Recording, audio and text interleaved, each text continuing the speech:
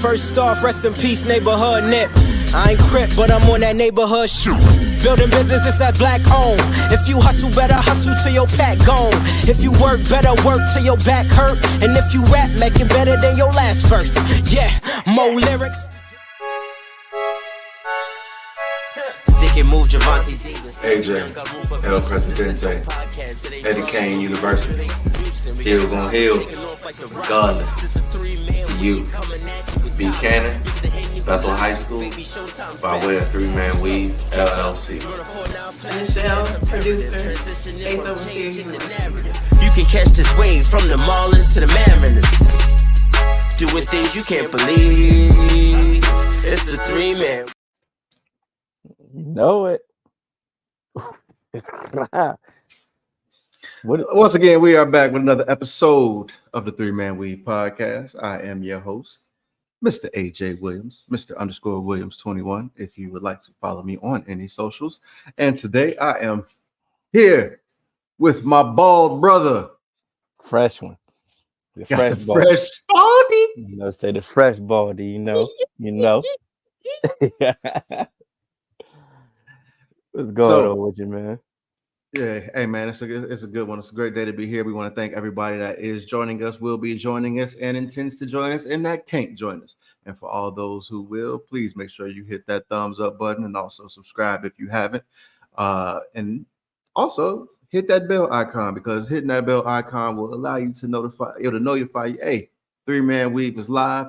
3-Man Weave just posted content, because hey, guess what? We not only just posting the live shows, we got some other things going. So, hey, come pull up on us, man. Hell, let them know where they can find us. You can catch us on all major podcast platforms, 3-Man Weave, Instagram, Twitter, 3-Man Weave _. You can email us at podcast.3.man.weave@gmail.com. And you will see the fresh baldy. Hey, so I think it's only one place for us to start. Absolutely. You know what I'm saying? So yeah. I honestly, to be quite honest, I don't think we have any other option but to start with Cam Newton. So absolutely. So for those who haven't seen, let's just play the video of what happened first, and then we'll go ahead and get into it. Let's go.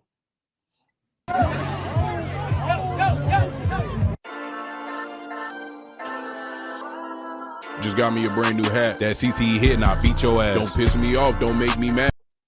Sorry, wrong video. It is this one.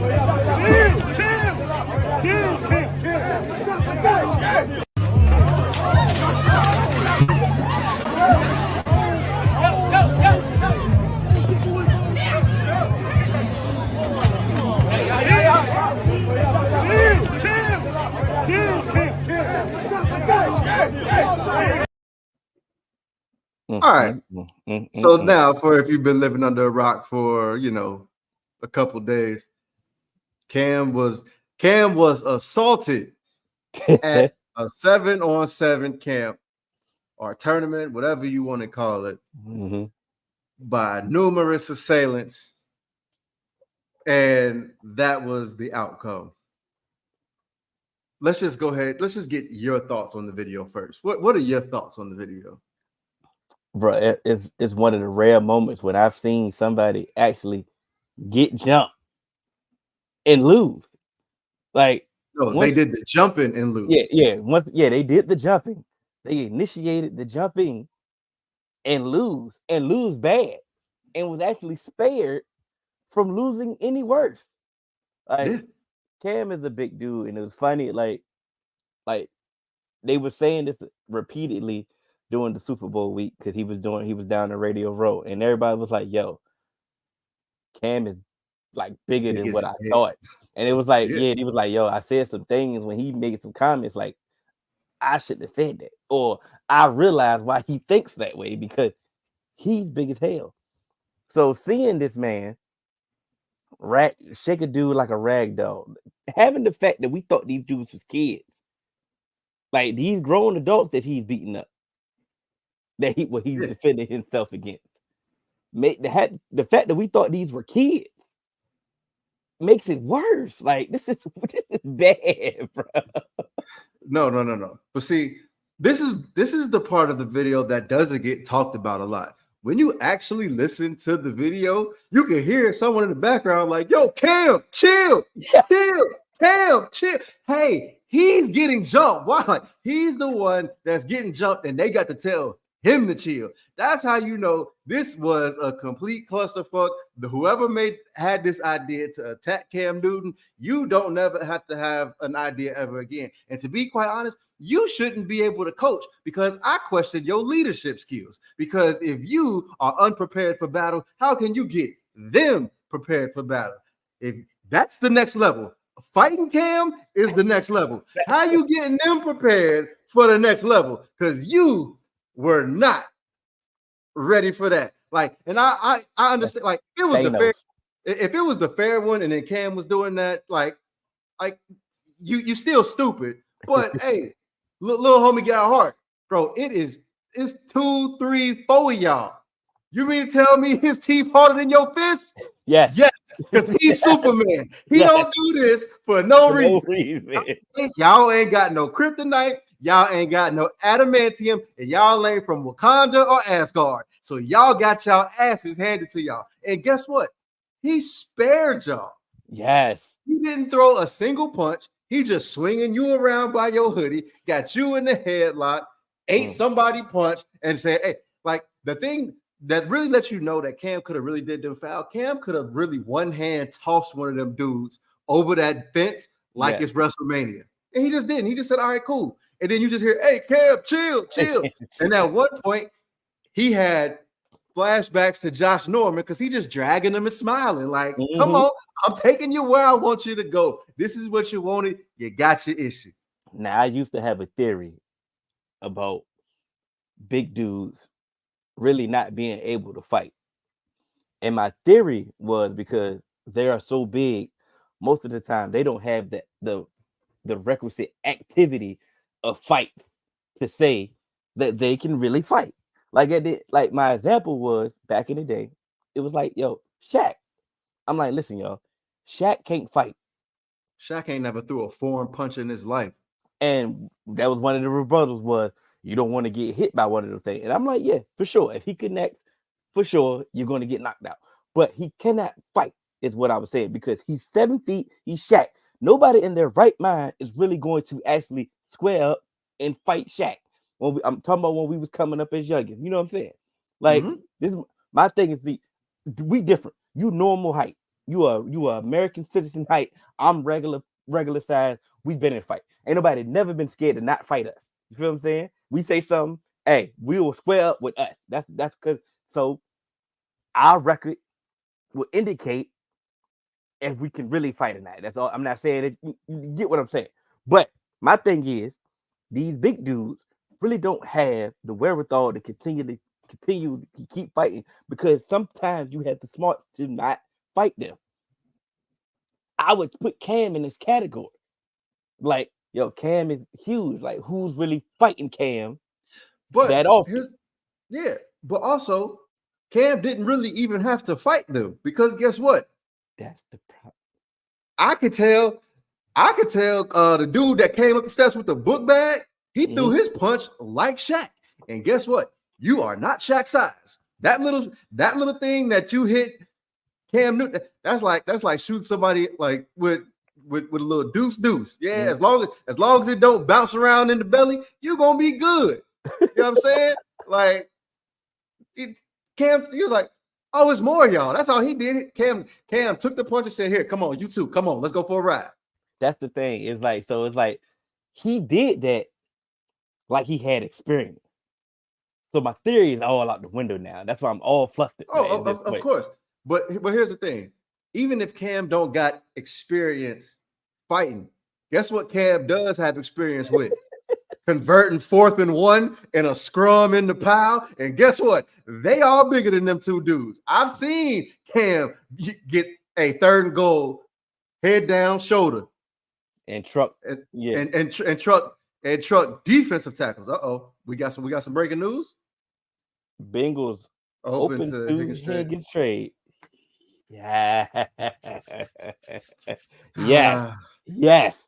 Yes. Yes. I can't. That is what I've been Look, wanting to talk to you about. I know. Let's go. Let's get Yes. into it. Let's get into it. Let's get right into it. Hold on. Are we finished with Cam? Is Cam finished with them? Yeah, Cam finished. Oh, yeah, then we good. Cam finished.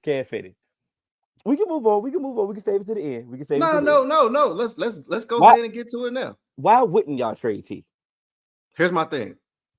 I'm not against trading T. Higgins, but if we're going to trade T. Higgins, we need to do it like before the draft.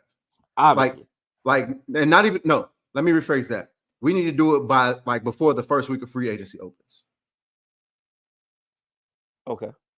And the reason why we need to do that is because if we trade him before free agency opens, that money that we save from like the franchise tag deal that he's on, we can spend in free agency. So then we can play a little bit different in the right tackle market. Defensive tackles, we can maybe double up on a defensive tackle, try and get bring back DJ Reader, and then try and get a 3-tech or something like that. You can, and then you have like it gives you basically $20 more million to spend. You get what I'm saying? That you wouldn't have if you wait until after the draft, and then you just have kind of like some depth piece free agents, and then this allows you to do that, and then it allows you to truly identify what you need in the draft. And again, I've said, if we're gonna trade him, just don't trade him just to get a trade with him because you can't get a deal done.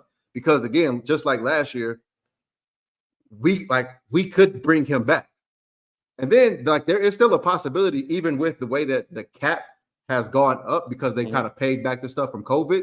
The 120% for a second tag actually still wouldn't necessarily be a deal breaker. Possibly if they wanted to do it, but if someone gives you a first round pick and maybe a day 3 pick or something like that, you should entertain that. I mean, we've seen Hollywood Brown go for a first round pick, so that's what I'm saying. So I'm not under the rent. I mean, I believe he can get you. He can warrant a first round pick. I'm not even going to go in on the compensation part because even then, but I'm going to touch on something that you said. You said don't trade him just to trade. And my thing about that is I don't get that from a team aspect, because the $20 million that he's going to be on the franchise tag is fully guaranteed towards him. If you were to just trade him, let's just say you just traded him, you can actually utilize this $20 million to get a multitude of players, and it's not necessarily all the $20 million for 1 year because of obviously the cap hit. The cap, you can finagle some things. So the part when you said just traded him just to trade him, I'm like, I mean, let's be honest. We haven't seen two high price wide receivers in a while. I get that, but here's my thing, and what I mean by just trading him just to trade him is we are still a better offense with T. Higgins. You get what I'm saying? And I understand there are other needs that we have, but the identity and what made this team different is having, two number one receivers and basically having those weapons. That's what made us special. Yes, in the playoff run, the defense came up big, but to me, in this window, you still want to be able to field the best team that you possibly can.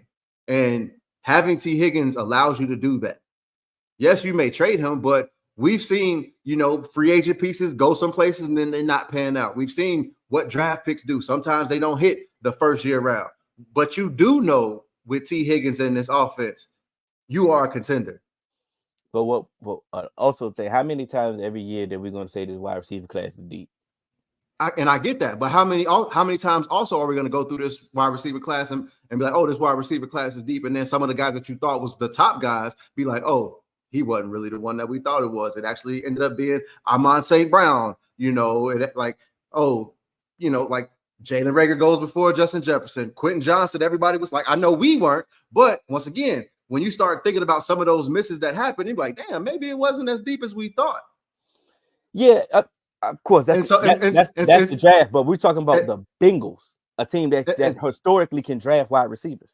a team that also drafted John Ross.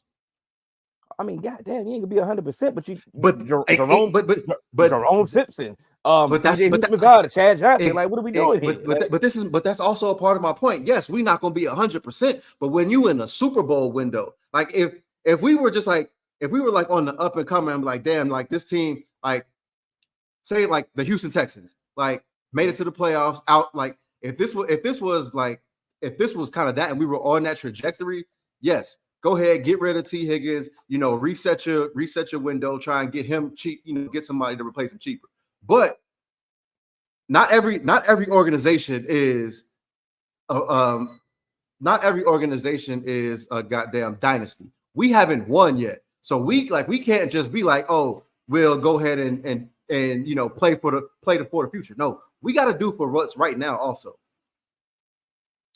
And to me, like I said, T. Higgins on the roster to me kind of gives you not a sure thing, but it's a more sure thing than trying to trade somebody and be like, oh, damn, yeah, I trade him and then go draft someone and like who knows who we bring in, but do they even hit right away?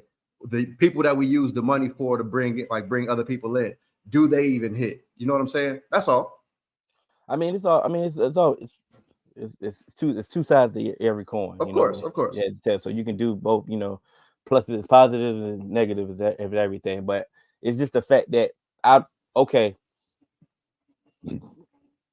from a team that doesn't operate as they operate as the salary cap is real. They don't go all in. They operate, they like it's a salary cap. How can you field a contending team with T. Higgins getting paid big money, with Jamar Chase getting paid big money, and with Joe Burrow getting paid big money? But that's the thing. We're not paying Jamar Chase big money right now. Right. So once again, I'm not talking about next year. This is kind of like for the right now. And the right now is even if we were to get a contract done with Jamar Chase, that cap number that T. Higgins is on doesn't affect because Jamar Chase is still on his rookie deal right now. Mm-hmm. You get what I'm saying? And so he's still on his rookie deal. He's still got his 5th-year option too. Mm-hmm. You know what I'm saying? So it's like it's not necessarily just we have them right now, but having T. Higgins still allows us to be the best team that we can be right now. And yes, there's a potential to kind of stretch things out, but there's also a potential for it to be missed because just as like who's to say we even draft a receiver with what we get rid of him with? Like we get a 1st-round pick. There's no guarantee because they might say, oh, well, this allows us to get a right tackle and a 3 technique. We get Byron Young or Johnny Newton or something like that. You know what I'm saying? And then we'll just be like, all right, Yoshivas, he'll step in. Yoshivas, as much as I like him, he's still not T. Higgins. We can draft someone later. He may not be T. Higgins. You get what I'm saying? So to me, the upside and the stability of knowing what you have now, like we're not handcuffed. Like even with T. Higgins on like signing this franchise deal, we're still one of the top teams in free cap space. You get what I'm saying? That was expected from cool. You got the cap space. My thing is though, okay, boy, you play on the franchise tag. Okay, he walks next year. Then the following year, the best thing that you're gonna get is a 3rd-round comp pick. When you can possibly get multiple picks now that can help you now and your future. Of course. But here's my thing. Instead of I'm not necessarily one of the things that I've always wanted the Bengals to do is go for it. Okay. And to me, continuing to keep T. Higgins right now, to me, that's all right, we're gonna go for it. You still got plenty of money. You know what I'm saying? It's it's not like we up against the cap and we all right, we still got all these holes. No, we have enough money to fill some of the holes that we got and then still go into the draft and draft for the future. We can go we have the money, we have the money to bring in a right tackle, bring in a defensive tackle, and then still have the draft assets to go draft T. Higgins' future replacements. One of the things that we've done year after year after year is kind of draft, we draft the replacements. Mm-hmm. And so we have the ability to do that. And and then it's okay, cool. get T. Higgins replacement on the roster, and then you still have T. Higgins, and to see how this person kind of, shows up, and say we bring in like a Keon Coleman or something like that, another big body receiver in the same vein as T. Higgins, and we can kind of see like, all right, cool, like, yeah, he kind of like that. Or shoot, you bring in Keon Coleman, and then you're like, damn, Andre Yoshibas, he kind of doing his thing. Let's move things around, because guess what? Now you still got Jamar Chase, and then you still have the requisite weapons, and you can't have too many. Just like I said when I said, hey, let's draft Jamar Chase. You can't have too many weapons. Yeah, and that's more so of the aspect. That's where I'm coming from now. Okay, you was right then. Like, I get it. You wanted Chase over Penei Sewell. Cool. And both players pan out to be exactly who they were projected to be, which is fine. But at that point, like, okay, cool.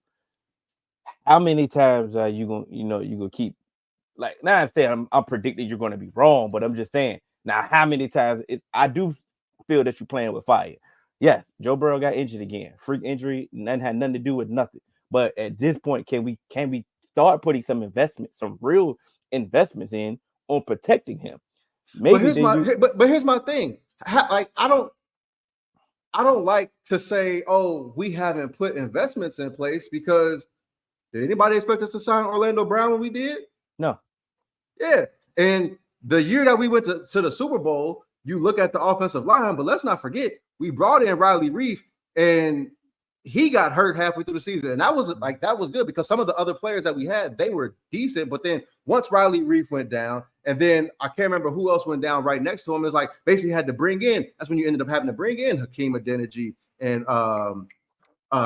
who was that other dude? I can't remember his name because he's not in the league no more. But they've made the requisite steps. Like, you got to think last year, they brought in Orlando Brown. They had Ted Karras. They brought in Alex Kappa. Like, those are three outside guys. Like, remember that free agency period, Alex Kappa was the first free agent to sign.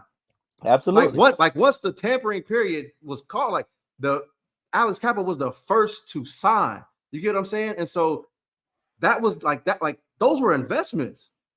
When the last dog you had on the offensive line? Whitworth? But it's not for a lack of trying. We've signed, but that's what I'm saying. Just as you saying, oh, something's got to hit. They're putting these investments in. Something's got to hit. Shit, Jonah Williams moves to the right side. Damn near, like, he was pretty damn good. Might get paid more than he would have if he would have stayed on the left side. Like I said, it's positives and negatives on everything. Like I said, I'm not saying you're wrong either. I'm just saying. But that's my point, because you got conversations to be had.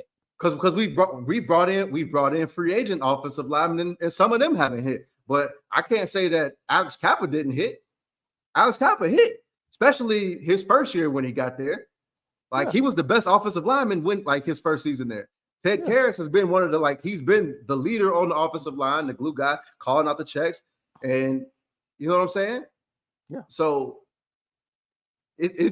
I can't just say, we haven't protected him. Before, like when Joe Burrow got hurt, he was like league average in sacks, and we know for Joe Burrow, like he gets hit because he holds on to the ball. Like, he welcomes some of those hits because he tries to make plays. And so for him to this wasn't like the Super Bowl year where he was just like above and beyond everybody else and hits and sacks. No, like this was average, and the offensive line played good.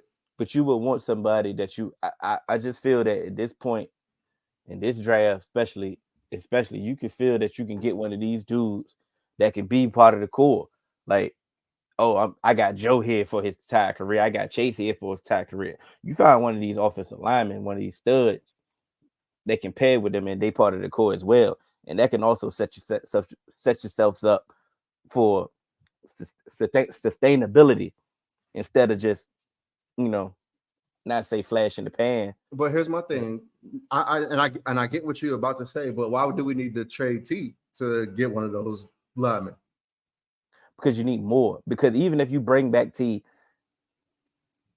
we haven't had free agency, but as of right now, based off what we've seen last year and based off what's going on, that we could project as of right now, you bring back T. Are y'all better than the Ravens? Hold on for a second. I don't think so. No. I mean, I gotta ask them the questions that need to be asked, man. That's all. My bad. Damn vacuum cleaner was going. It was getting on my nerves.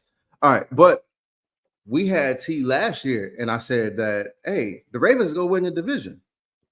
Just because but it was also a 2-team race. It was questions about the Ravens coming in as well. It was supposed to be exactly. Race. But here's my thing. I believe we have T. It's going to be a 2-team race again. All right.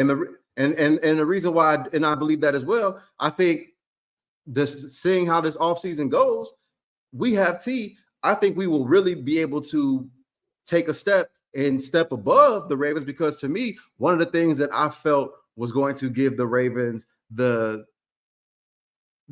step above us was Mike Macdonald. He gone. Yeah. I mean, but the Ravens all our life, bro. The Ravens, ever since the Ravens moved to Baltimore, they had defense. You know, I years that they have it. Even, you know, I 100% understand that. But Mike Macdonald, he knew how to act like the things that he did actually, like you could see it made Joe Burrow actually take another second to think. And so that's the thing that I believe, you know, is going to be able to, you know, kind of step back with Mike Macdonald gone. The generating pressures without the guy in the front four, that was Mike Macdonald just being a mastermind. Yeah. And so I believe some of that stuff is going to be able to, it's gonna come back down to reality a little bit without him. I'm not saying they're not gonna play defense, but I just think it's gonna look a little bit different. We got the questions that we just asked right now will be answered in the next coming month. So there's no need to dwell on that right now, because like I said, they have a lot of questions that they need to do now when it comes to far as free agency as well. Some of the replacements that they need to do and things that they need to do as well. So it's not a foregone conclusion that they just going to be, you know, put their flag down. They're the number one team. But as of now, based off what they did being the number one seed last year, you have to grant them that respect. And, you know, the injuries that y'all suffered last year, the setback that y'all did. That's why I'm saying, like, I felt last year was the year it felt like it was the all-in year. It felt like, okay, this is the all-in based off how y'all operate. You know, this is the year. I didn't feel that way because I knew that T. Higgins was going, like, to me, knowing that you weren't lose, like you were, like I've said before, before last season, we was going franchise tag T. So I knew that we weren't losing T. You get what I'm saying? So I didn't feel like last year was the all-in year. And because, you know, it's like some of the stuff, like Joe's contract didn't kick in, like he just signed it and stuff. He still had, you know, the 5th-year option, you know, like it's not, I don't believe it kicks in again this year. Mm-hmm. You get what I'm saying? So to me, that's why this is the year that is the all-in year. And to me, you only go all, like, you only trade T as if the deal is super sweet. And just think, like, the reason why Duke Tobin says that, we know how the Bengals operate. They normally don't do that. Yeah. So the only reason he's doing that is like, hey, you better come and blow my socks off. Like, that's the only way something is ever gonna get done. Is you gotta really come with it. And there are going to be bidders out there, and let's see if that get the price driven up. Plenty. Man, let's get back to how we was originally supposed to be going on. Oh, man. All right. So another rumble in the, well, I'll call this the stumble in the jungle. And the party is on in Winston-Salem.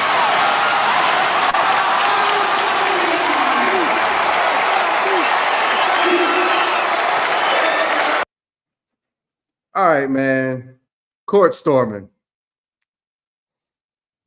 Kyle Phillip owner got hurt after Wake Forest beat Duke, man. And, you know, they said, oh, court storming, we got to get rid of it. What say you, man? It's one of those things that you hear that you know, the saying that, you know, I know it ain't right, but that's just what it is. That's just how it is. Yep. That's court storming, bro. Bro, court storming ain't never been safe. It ain't never been right. But that's just how it is. You know what I'm saying? Do they want to take it out, police it out? If they do, cool. I'm older now, so I can understand. You know what? All right, man. Let's start protecting these people, because now, you know, the thing about it is everything keeps messing up the purity of what it originally was. Think about it. Exactly. Uber was originally for somebody to drive you. You know, take you to. I don't feel like driving. You take me to my destination. Now all of a sudden, Uber's involved in sex trafficking rings, or they kidnapping people, or they coming to your house and robbing your house because they know you're not here anymore. So you done messed up the purity of me taking Uber. You know what I'm saying? DoorDash. I didn't order DoorDash because I don't want to go out and go get the food. You go bring me the food, and next thing you know, people are taking pictures like I put the food down and then stealing your food. So you done messed the purity of delivery. Court storming. Hey, you're supposed to be excited. My team won. It was obviously you're supposed to be the underdog. My underdog team won. We didn't beat a team that we ain't had no business beating. Yeah, it's the rah-rah. You know what I'm saying? Cool. Now, at this point, there's people running onto the court with bad intention. Like, okay, you know what time it is. We run on the court. I can hit somebody off the rip and nobody can stop me, or nobody even notice, because we just throw them in the court. So the purity of what we had with court storming is getting altered by the day based off some dummies.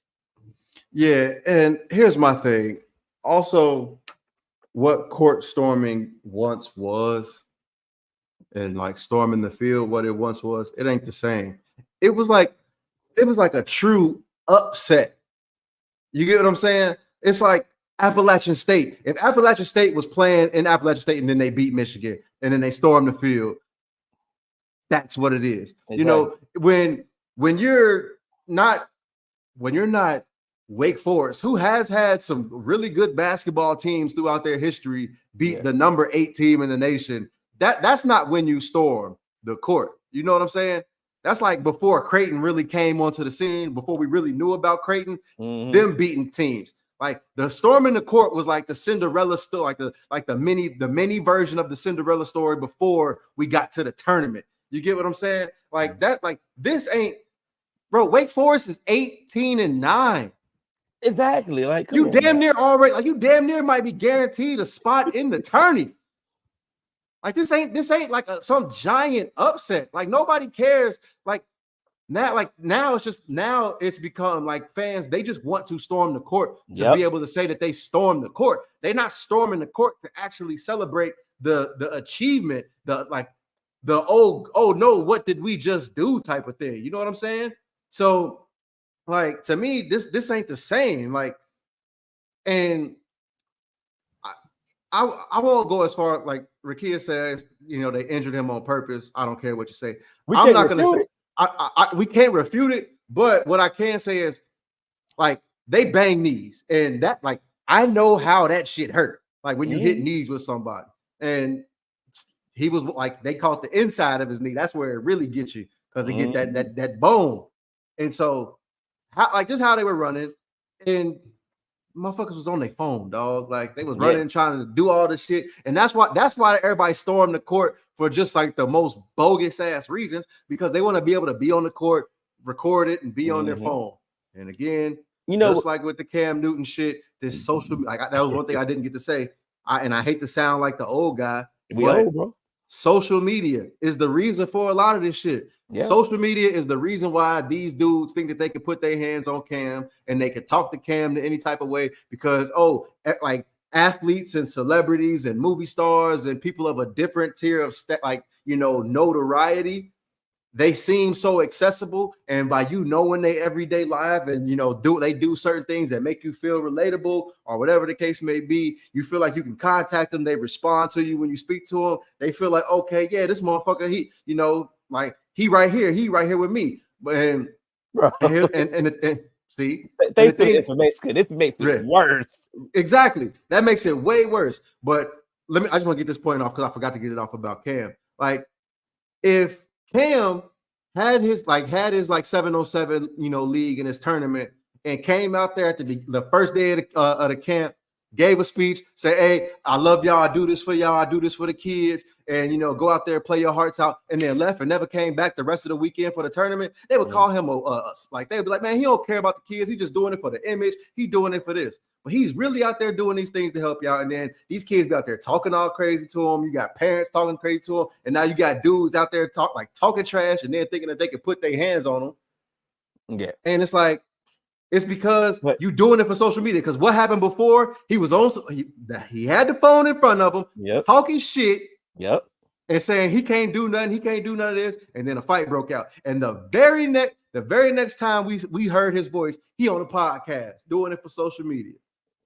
Crying, complaining, playing victim. And so it's just like, man, this thing, I hate this. I don't like that. I don't like that they don't do this at the Peyton camps. Why don't you like this? Because you just made this point, to be quiet. No, because there are other camps where people don't do this, but people feel like people feel that Cam is accessible. So what's that's why they do it to Cam. The reason why they don't do it to the Mannings, because the Mannings, you don't just see them like, bro. When I first moved here to Charlotte, I've seen Cam like 3 times just walking down the street with his family. Trying to be a part of it, trying to do certain things. The same thing that we talk about, when other artists and stuff like that, because they're trying to be accessible. The Mannings ain't accessible. They have their camps, but guess what? They gonna have their camps, and then like we going upstairs, we watching this shit from somewhere else. You know what I'm saying? And that's why I think this social media makes you get to be it's not a pleasure to be around a former MVP.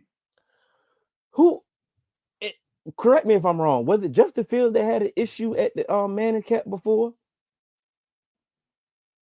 It was some possibly. Okay, cool. It was some notable quarterback that had an issue at the Manning camp. Either he reneged on the invite, didn't go, something like that.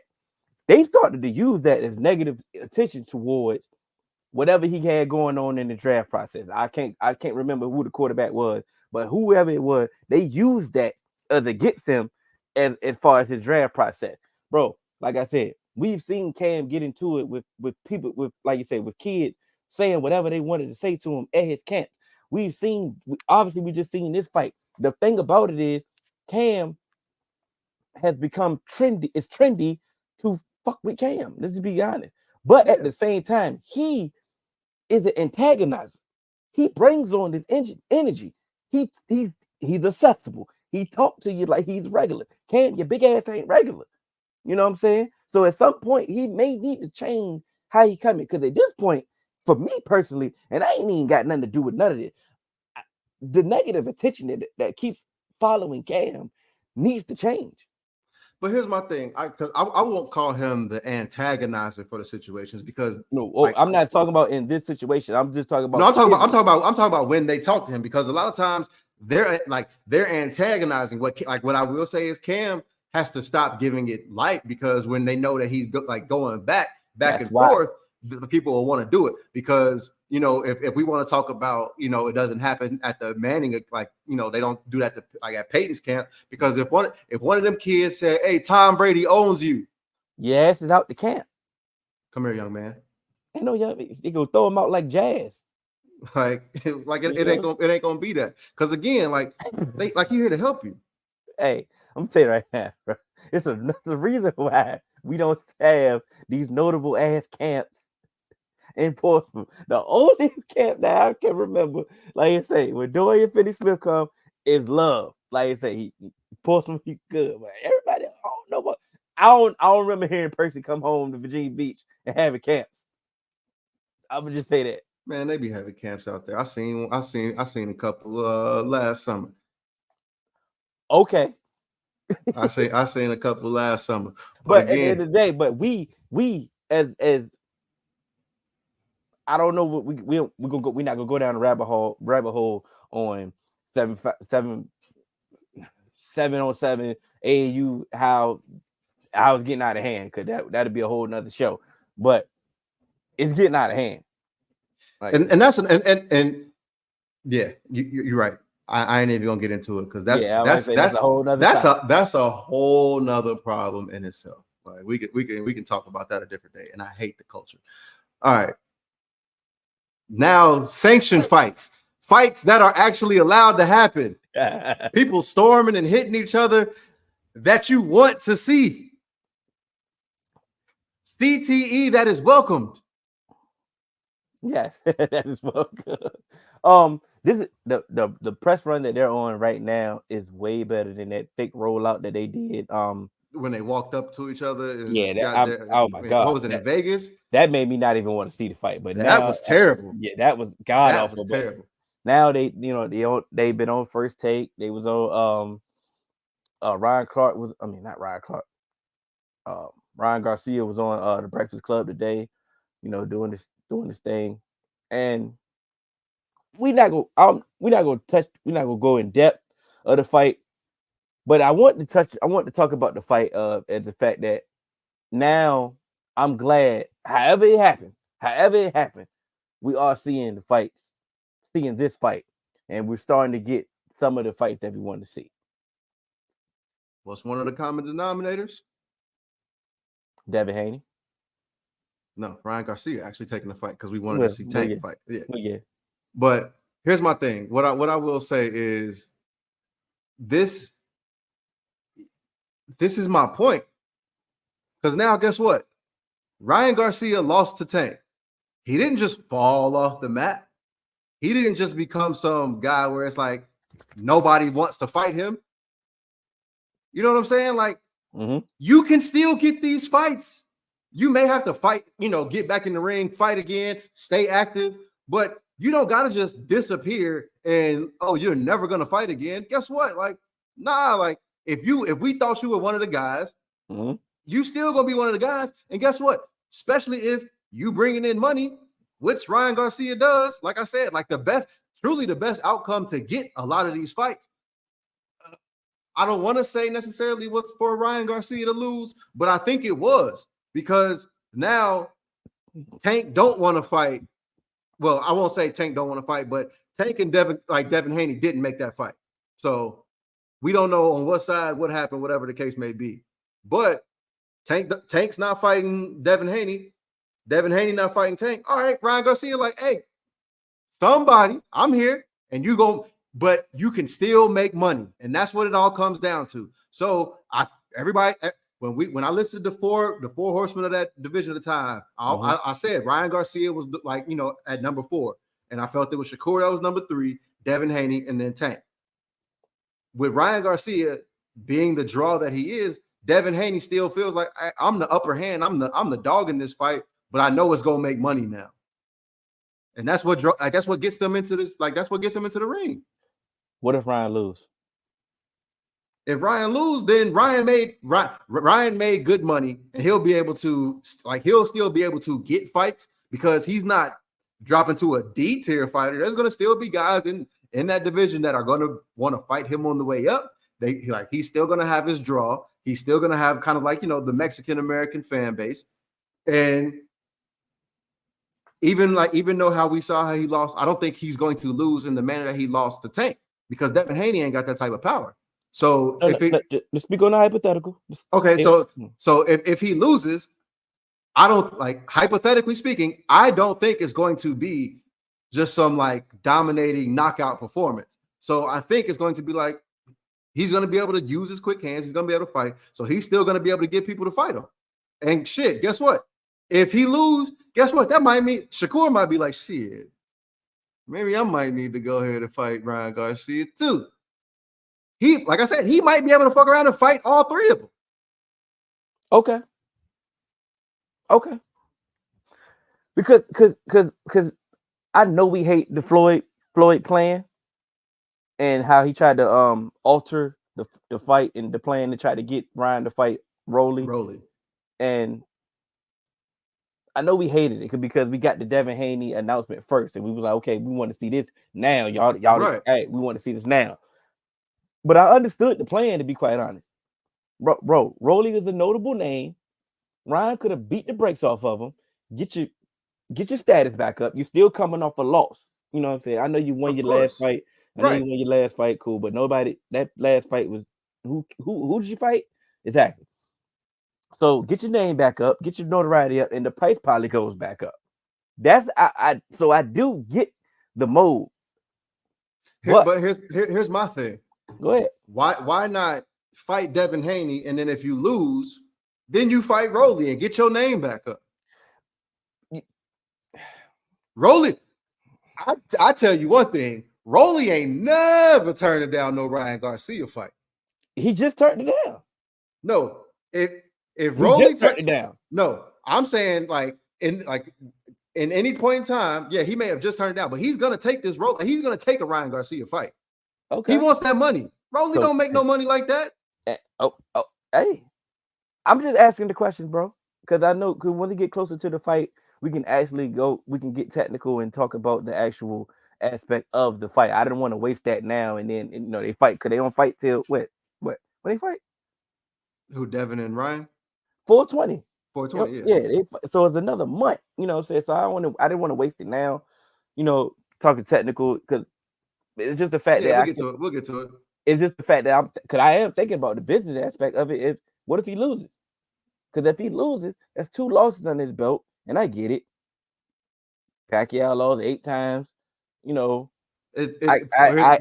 get it. It's two losses to the guys that we think are the top 2 in that class, basically. I know they moved up and Tank hasn't moved up, but from kind of like where we started from the four horsemen, it's the top 2. No disrespect taken, my brother. Because I understand. Yes, we do. I just look at it because I just see how most of the time how we as fans operate and act after somebody loses. But that's one of the things that we talked about on this here podcast before. Boxing fans need to be retrained, and that's the thing. And again, maybe Ryan Garcia is the one to do it because Ryan Garcia can sell a fight. Ryan Garcia has a following, and so with that being said, like I've said before, that Tank Ryan Garcia fight wasn't a pay-per-view solely off the strength of Tank. He needed Ryan Garcia to make that a true sellable fight and to make it as big time as it was also. And even the way that Ryan Garcia lost and came out and got, put down, it still didn't take Ryan Garcia out of the conversation. This Ryan Garcia Devin Haney fight, it's still going to do big numbers. And guess what? You do big numbers, promotion, the promoters are still going to pick your name out of hat. Yeah, I mean, they might pick it out even more because they see you vulnerable. Shit, that's why Adrian Bronner was still getting fights. Hey, he might sell this shit. My thing, my thing is, all right. Now switch subject. What's going on with PBC? This is their own doing. Sometimes, you start seeing people that think that they have a master plan. And they try and implement it, and they try and do a monopoly, and then the next thing you know, as soon as the landscape changes, the foundation crumbles out from under them because they weren't prepared to move with the changing landscape. That's what happened with PBC. They felt like, oh, we're gonna monopolize these things. We're gonna do our things our own way. We're gonna make this we're gonna try and make and hoard all of this money in this certain fashion. And then by doing it, next thing you know, everyone there is unhappy because now they're starting to see the landscape and other things happening. Oh, we gone. That's first chance. And then it crumbled. What changed? They're people are starting to see fights being made, and they're like, damn, I want to do this. I want to do this. I want to do this. And that's one of the reasons why I've always said I haven't really been a fan of a lot of fighters being called, that they're ducking somebody. Because once again, it's so much business behind it. That business starts to overcloud the actual, sweet science. It overclouds the nature of the sport, the actual fights, what we come to see, the prize fighting. These guys go in there and beat each other's face in, entertain the people, and then they get paid for it. But now you can't, like, everybody's talking about, oh, I'm ducking this person, I'm ducking this person. And now, like, yeah, you already taking this exorbitant amount of money from me on these fights where I'm not fighting anybody and the purse ain't gonna be but so large because you don't want to cross promote and put me in line with one of these other fighters, but yet you still taking the majority of my money. At least let me fight for the more amount of money so I can get a bigger piece too. But then that cuts into the big guy's piece because he has to share that pot. And so it's like, nah, we'll just have you fight the guys that I got. And maybe I don't want to have you fight the guys that I got because y'all both undefeated. And I don't want to put y'all together because now I want 2 undefeated fighters. I want 2 undefeated fighters in my stable for bragging rights. I get you, man. I'm gonna move on because I don't even want you to rebuttal this, man. Because it's sad for me to say it. Go ahead. The Spence loss was that damn bad, bro. It ruined the whole entire PBC operation. Yeah, I won't. Yes. Based off what you let me go right quick. Based off what you just said, based on how he said he tried to build a monopoly, tried to build, try to keep this stable in line, try to keep this going on over here. The big dog was over here with Spence. He was the one. So it made sense that y'all coming over here to try to fight us. Y'all top ranking all these other dudes, y'all coming over here to fight my fighters. My fighters are the best. And my number one fighter just got his ass whipped. I'm not saying that had to happen to everybody else. Right. But the business model that you just laid out, it seemed like that Spence loss is a trickle-down effect to the whole PBC operation. But guess what? Maybe if he didn't have that business model and let Spence fight earlier, who knows? Outcomes may have been different. You know what I'm saying? I'm not necessarily saying it would have, but Spence been through a lot. He's been through a lot. Mm-hmm. And you just kept holding him and holding him and holding him. And that was your cash cow. It was your cash cow. But sometimes, hey, scared money don't make no money. It was making a lot of money. Not what it could have. Why not? He was the A side. He got all the terms that he wanted. He got everything he wanted. But here's the thing that he wanted. He didn't get the result that he wanted. But sometimes you got to play the long game because before Bud, I mean, early on when Bud was calling Spence out, who was Spence calling out? Everybody on PBC. Nah, he was calling out Canelo. He said he wanted the Canelo fight. Wanted the Canelo fight. Yeah, that was the plan. But guess what? You fight earlier. You already got Bud on your resume. And say he, early on, I'm not saying he would have, but say early on had he won because things was a little bit different. You got even more reason to, hey, Canelo, bring your ass here, man. But Bud took this whole plan that Spence had, and still Canelo still don't want to fight him.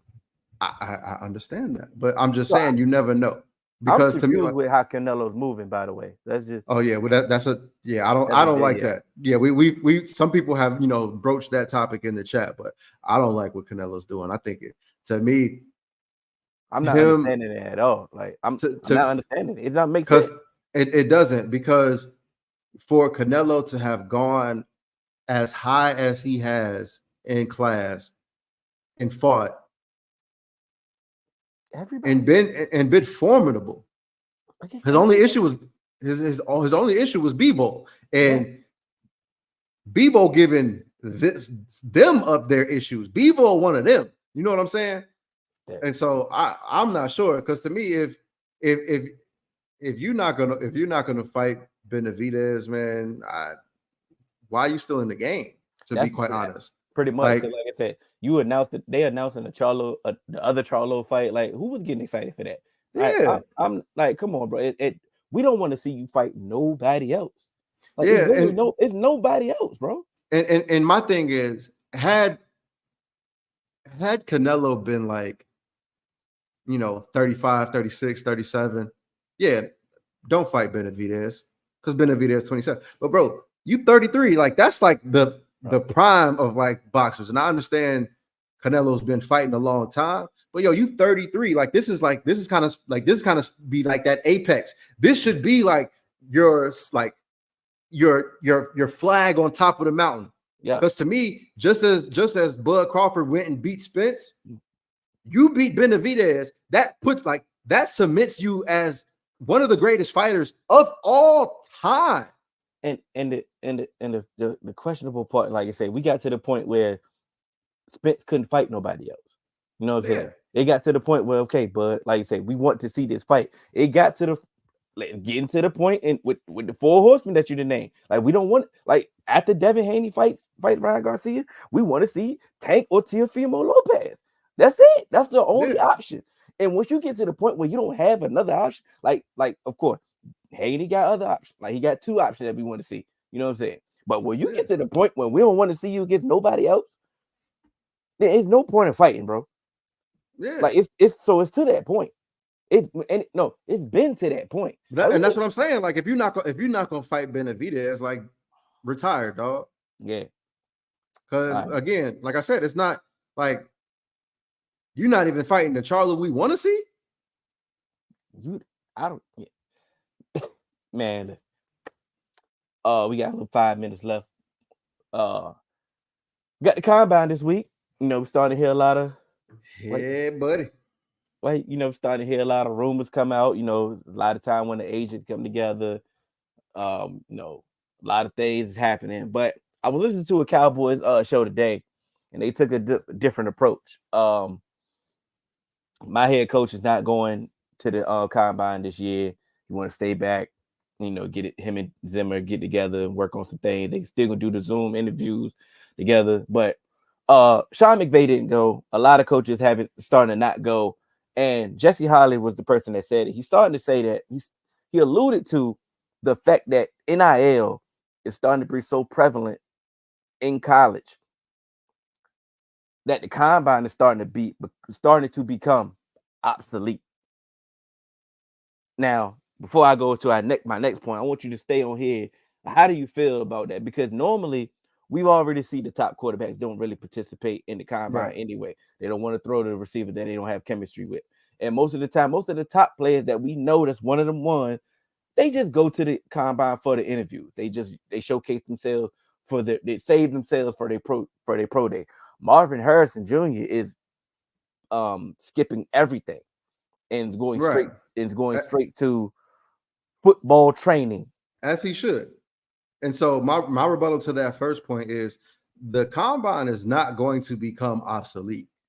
What it is going to become is the place like the top 50 maybe guys on a lot of draft boards. They won't really do a whole bunch, but the combine is still going to be important for, you know, those other guys, the day 2, day 3, day 4 kind of guys, those day 2 guys who, you know, might go and they'd be like, you know what, if I go run, if like say I'm a wide receiver and somebody's like one of my Keon Coleman, I like, because this is one of the things. Keon Coleman, he's been everywhere on people's draft boards, right? Mm-hmm. You know, some people got him in, you know, the top, 20 in the draft. Some people got him in the second round, stuff like that. Yeah. And we do know that there is a difference in money, and then you get that 5th year and stuff like that, you know, when you're a first round draft pick and when you're a second round pick. So say one of the questions that people want to know about Keon Coleman, like, I want to see how he runs. I want to see, you know, his fluidity, how he can get in and out of his cuts. So, and, you know, say Keon Coleman goes to the combine and runs a 4.48. Yeah, he's going to be a first round pick. Absolutely. You know what I'm saying? So this is an opportunity for him. Like, if he's been doing his training, he's out there saying like, okay, I'm getting a lot of sub 4 or 5 times. Let me go out there and run this 4 or 5. And then, you know, cool. You know what I'm saying? And so if there's, you know, certain guys like that, like, you know, I want to see his strength, or, you know, I want to see him up close and stuff like that. Those are the guys that have a little bit something more to prove. They're still going to go to the combine. If I'm somebody, Marvin Harrison, don't go.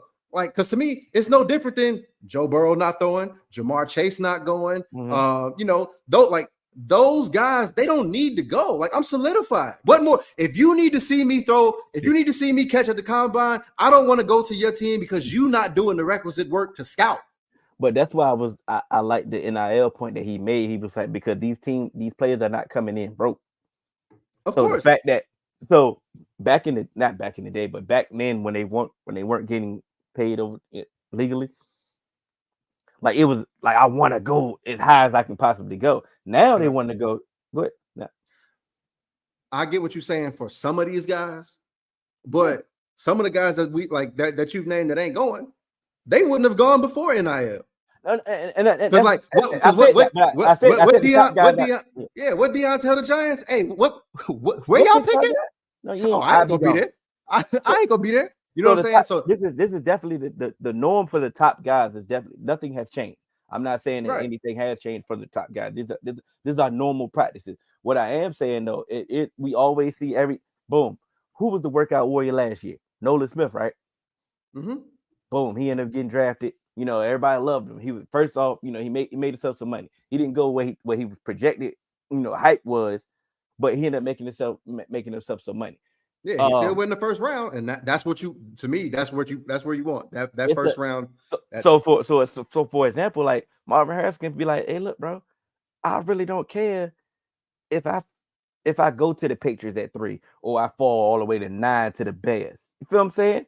Like, because the money isn't really important. The fit in the system or the way I go is way more important than me just getting to the league. Right, but that's my point. Like that's an NIL factor.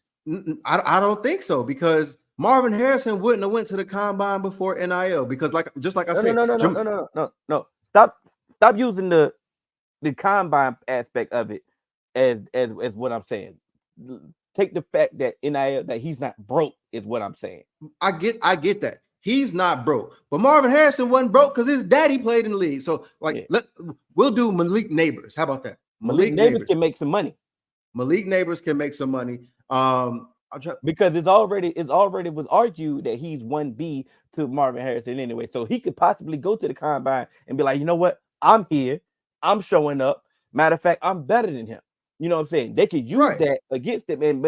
But as far as it really don't matter, because the money aspect. Right. So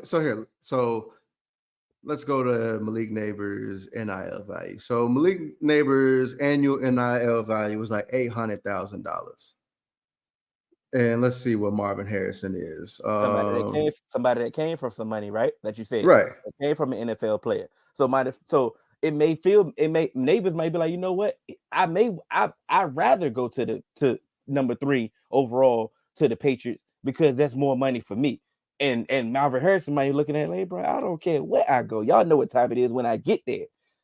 That's a different aspect of people that's not looking at it though. I kind of get what you're saying, but even like let's take it as if Marvin Harrison still has like, I think I just looked it up. It's like $1.3 million NIL deal.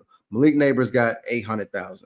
Mm-hmm. Even if Marvin Harrison wasn't Marvin Harrison's son and he didn't come from money, Marvin Harrison still don't gotta go to the combine, and Malik Neighbors, he doesn't have to go to the combine either, because guess what? Y'all know, y'all know who I am. This don't have nothing to do with NIL in my mind, because it's one of those things like I'm like the scouts are already telling me I might not make it out the top 10.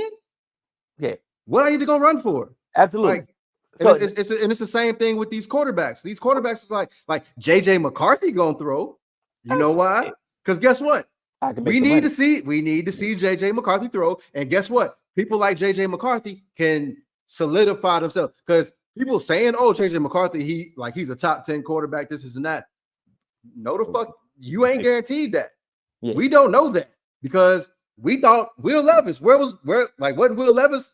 It was some rumblings. Will Levis was gonna go number 1 overall at one point. Yeah, we heard that. But let's switch it up. I'm about to go. All right, cool. My fault. Joe Alt. Alt put number 1s on everybody's. I mean, on a lot of people's board. You know, number 1 left tackle in the board. What is it? Amarius Mims. Amarius Mims. We know he about to be a workout warrior in the combine. Like I said, he can make himself some money right here, off the simple fact that, he go out there and work out. You know, his upside is just so elite that like, okay, Joe ain't here. Some teams. It's still some teams and some coaches out here that still believe in some of this old, football stuff. first one in, last one out type of stuff. You know how Yeah. it go. But the fact that the part that I wanted to say about relevancy when it comes to the combine, if they change it, some things that they're trying to do is like they're trying to move it to different places. They're trying to have it like a tour. Now that's the part that's going to make it irrelevant because at the end of the day, now you're taking it, making it more than You're making it a show. exactly more than what it is. And like I said, if you're using it as what it needs to be, like I said, it still could be about the medicals. It still could be about your measurables and all that. You can still get the numbers and the stuff that you need done there. You can use the media and do the media can do all the spectacle stuff. You don't have to move it to LA to make it a spectacle. Like I said, they televised the combine, bro. Like But somebody's going to watch the combine more than they watch the NBA game. Yeah, and here's my thing about the combine. You hear a lot of like former NFL players, a lot of former NFL front office people and stuff like that. They say Indianapolis is actually perfect for the combine. It's like specifically built for the combine. Like, and it's like they actually do things. So once they start moving it, it's going it's going to be a sideshow. And then that's where shit is going to get, get tricky, and then people aren't going to take the combine that serious, and then guys are like, man, fuck it, I'm gonna just go to my pro day. And that's when once money starts getting involved, money definitely is the root of all evil. Start ruining things, so we can see some things happen. Like I say, I'm excited about the combine. This is one of our favorite times of the year. We could have put our scout eye on, but I just wanted to take that aspect of it and just talk about something different as far as, man, who are you excited to see at the combine? I'm ready to see Rome Odunze run. Like, of course you're ready to see stuff like that. Ja'Marr Chase. You catch us on all major podcast platforms, 3Man Week, Instagram, Twitter, 3Man Week _ You email us at podcast.3.man.we@gmail.com. That's an inside joke, just in case y'all were wondering. That's why I'm laughing so hard, man.